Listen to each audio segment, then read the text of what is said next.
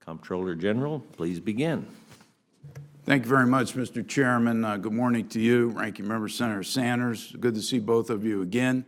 I appreciate the opportunity to be here today to discuss our 8th annual report on this topic of overlap, fragmentation, and duplication in the federal government. We also add our ideas for cost savings and revenue enhancements, which we think Congress should consider as well. In the first 7 years on this effort, we identified 724 recommendations in this area.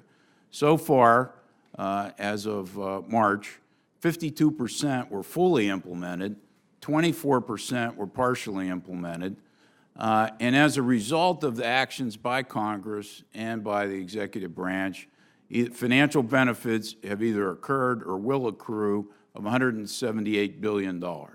And I believe much more savings could be realized by addressing our open recommendations yet. This year, we identified 68 new recommendations for congressional consideration, in addition to the 724 we already identified. For example, the Department of Defense could save over $500 million over 5 years by eliminating unnecessary overlap and duplication among U.S. distribution centers that provide goods to service members.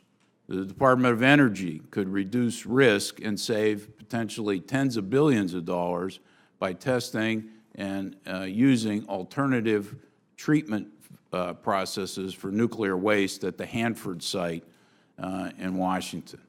The Department of Veterans Affairs could save tens of millions of dollars in purchasing medical supply and surgical supplies by using best practices that private sector hospitals use in that area.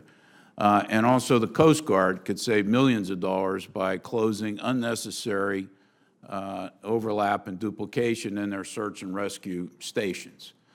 They've already identified ways that they could do that. So there are many opportunities yet to provide savings. We have 365 open recommendations of where savings could be still yet realized. And many of this, I would point out, are in both the Defense Department, the Department of Health and Human Services, Mr. Chairman, which you identified in your opening statements. And one of the reasons there are so many recommendations open in those two areas is that's where the money is.